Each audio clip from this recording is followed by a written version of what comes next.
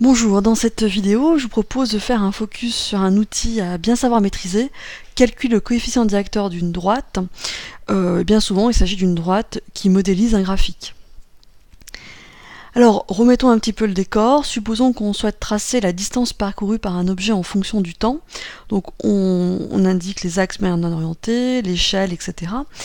Et puis donc, on représente le nuage de points expérimentaux par des plus, et on modélise ce nuage de points par la courbe la plus adaptée, ici, une droite qui passe par l'origine.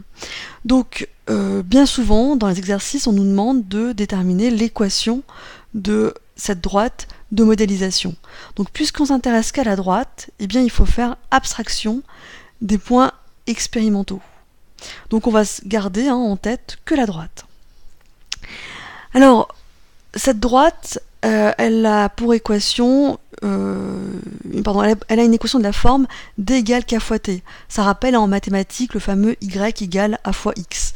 Donc le k ici, c'est ce qu'on appelle le coefficient directeur de la droite, j'insiste bien là-dessus, non pas le coefficient directeur des points expérimentaux, de la droite, et ça correspond aussi dans ce cas particulier puisque la droite passe par 0, donc les deux grandeurs d et t sont directement proportionnelles, et bien ce k correspond aussi au coefficient de proportionnalité.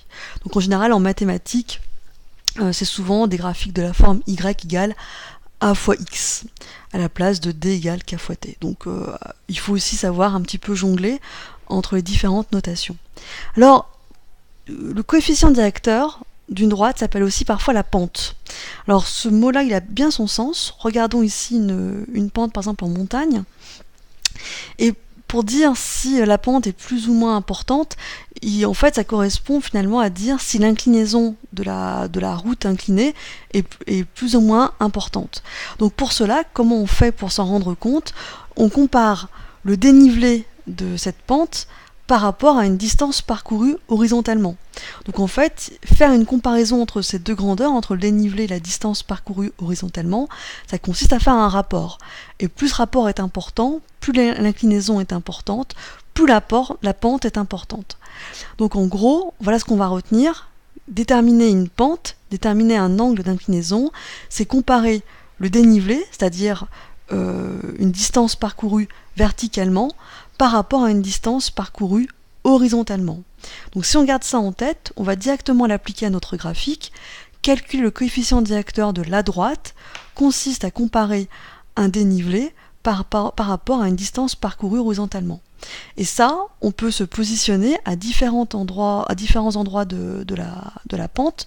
L'angle d'inclinaison est le même. Par exemple, si je compare ce dénivelé-là avec la distance parcourue horizontalement à ce niveau-là. Et bien en physique, on a l'habitude de comparer les distances de dénivelé et de distance parcourues horizontalement les plus grandes possibles. Donc autrement dit, on va considérer par exemple ces deux distances-là. Pour ce faire, on va considérer deux points, mais sur la droite. J'insiste bien là-dessus, deux points sur la droite qui ne sont pas forcément des points expérimentaux. Et l'astuce consiste à les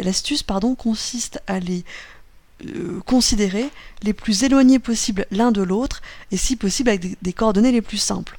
Donc dans le cas d'une droite qui passe par l'origine, un des deux points sera fatalement l'origine, et puis un autre point avec des coordonnées simples. Ici par exemple le point A de coordonnées 50 secondes et 100 mètres.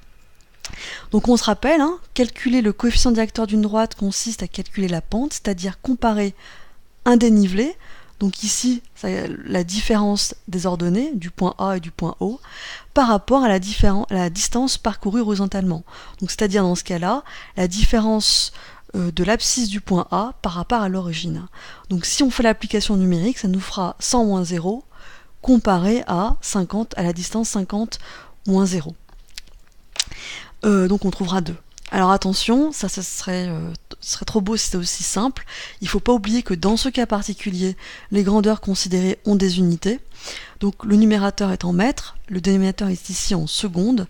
Donc le rapport D sur T sera donc en mètres par seconde, d'où un coefficient directeur en mètres par seconde, 2 mètres par seconde.